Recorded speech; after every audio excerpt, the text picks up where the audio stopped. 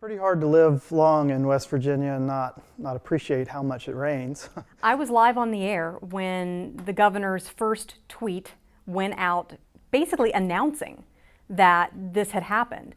And at first, we didn't really know what that meant. I was on the set, I was anchoring, as I said, and so I immediately sent a note to our assignment editor and said, check into this, let's see what this is. And finished anchoring the rest of that segment of the newscast. During the commercial break, came out, checked in, we'd gotten a little more information. We'd confirmed that yes, this came from the governor's office and it is a do not use order, which is different than a boil water advisory, which is, I think, what a lot of people maybe wondered at first. Is this just a boil water advisory? We get those all the time. And it quickly became clear this was not a boil water advisory. This was something much more serious. What we're doing is making something that could be an early warning system, right? So the EPA and local governments can't monitor every stretch of every body of water the whole time, right? But a whole bunch of citizens with pretty cheap sensors and Gatorade bottles could, right?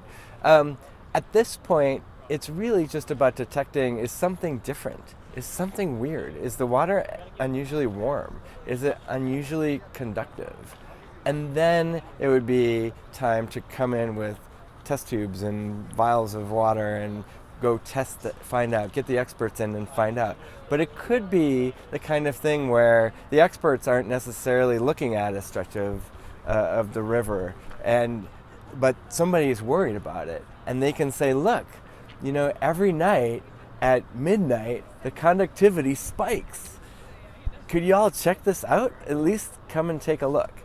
And that's where I think things can start to get interesting, where the resources of the government or industry even can be like, oh, we'll go figure that out. And citizens can put that power in their hands. Water is a prevalent feature in the state of West Virginia.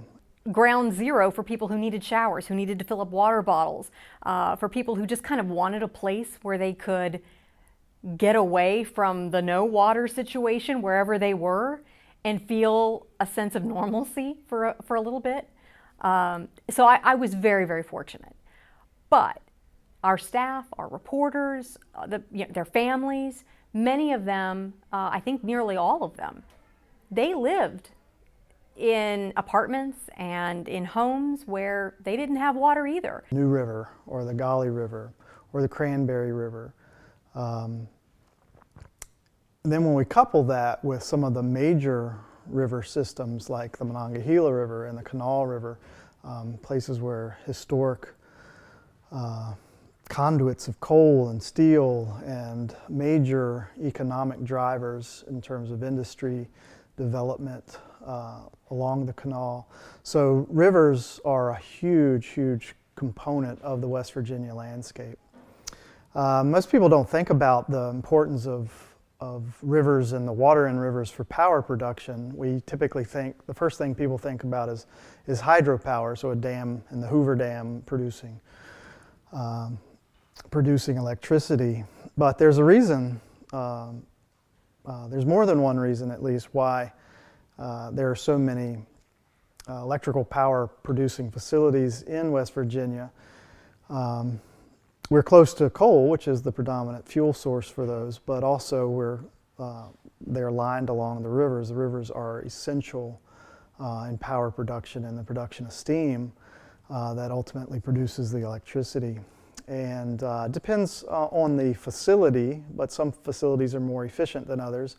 But the typical ratio that people look at is it takes about 80 pounds of water for every pound of coal to produce electricity. And maybe be an early warning system for pollutants in the water or irregularities going on, and that could warrant further investigation. Stay with us. We'll be giving you more information as we get it.